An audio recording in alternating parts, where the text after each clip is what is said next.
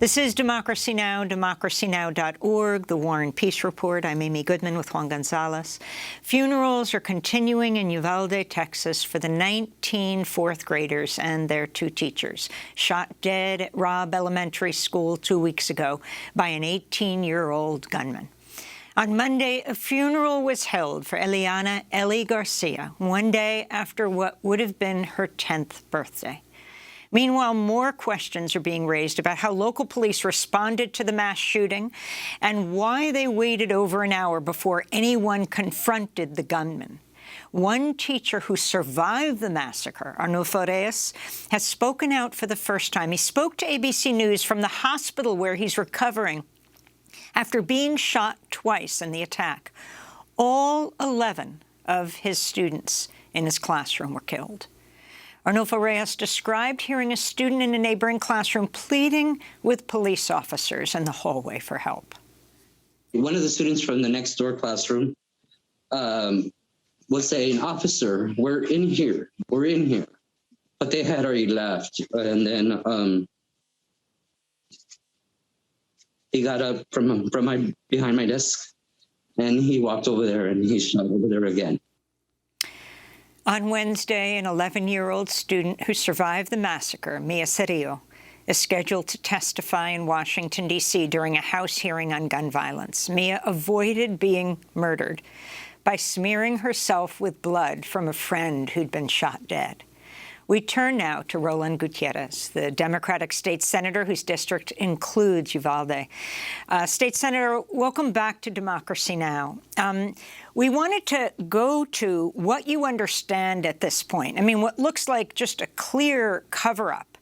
Can you talk about your texting back and forth with the head of DPS, the Department of Public Safety, guaranteeing you would learn about all these officers in the hallway and what happened by last Friday, but then being told by him that he's been ordered not to tell you this information? Yes, Amy, thank you, first off, for continuing to shed light on this. It's so very important. I had and I still have a good communication with Steve McCraw on other issues. But unfortunately, as of last Friday, he was ordered to not communicate any further reports to me. That order was put in place by the local district attorney, who is claiming to have taken over this investigation. Mind you, this Republican district attorney has a staff of 2 or 3. She has called on 4 other lawyers from sort of the surrounding area to try to help her with this massive, massive investigation. You mentioned Ellie Garcia. I went to her viewing on Sunday, and I find it just so compelling. Ellie was shrouded. She had a shroud over her. This is the most infamous day in Texas's recent history. And what happened on that day will remain shrouded as long as Greg Abbott has it so.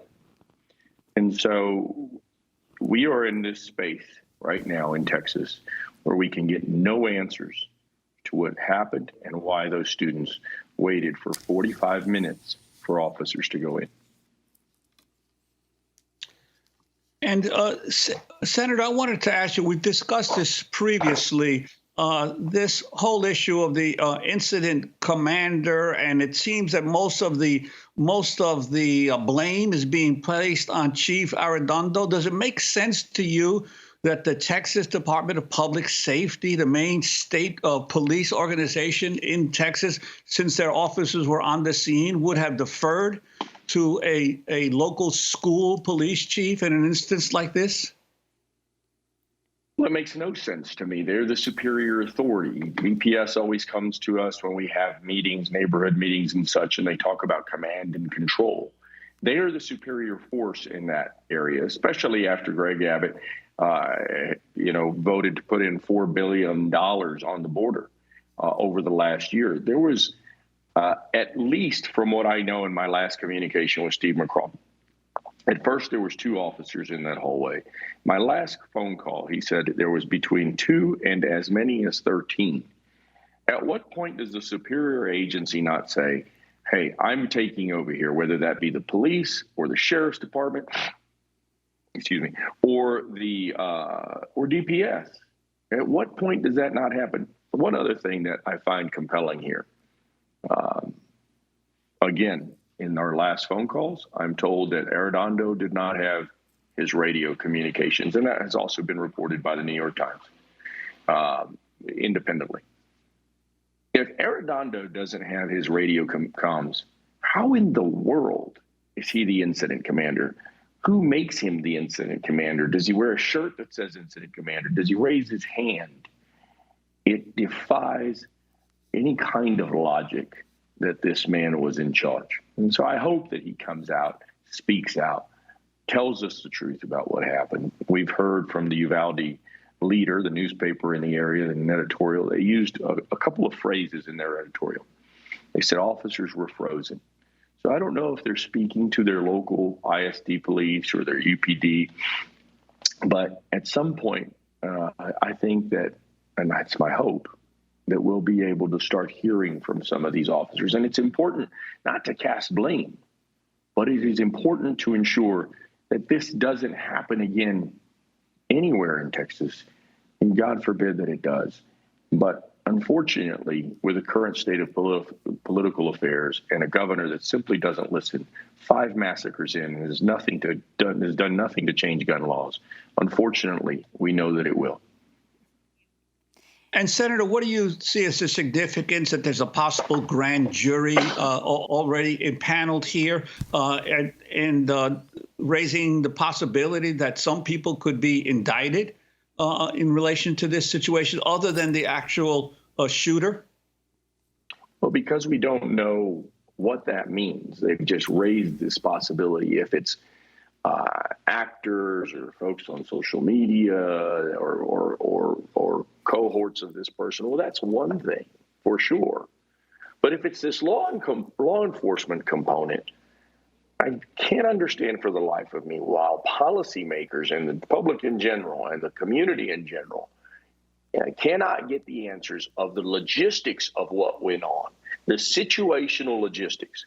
What I specifically asked for, what I was going to receive on Friday, that was stymied by the district attorney, was which officers were in their hallways. I didn't want their identities. I didn't want to know that, Juan Sanchez or John Smith was in that hallway.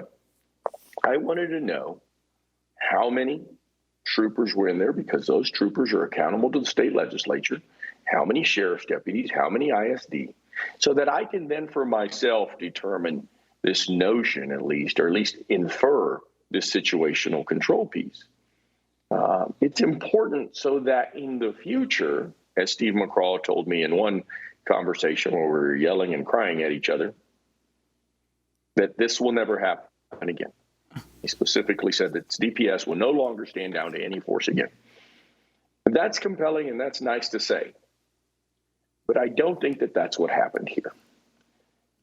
Inferentially, I can tell you that I just feel that all of these people, including the ISD cop, it was just frozen.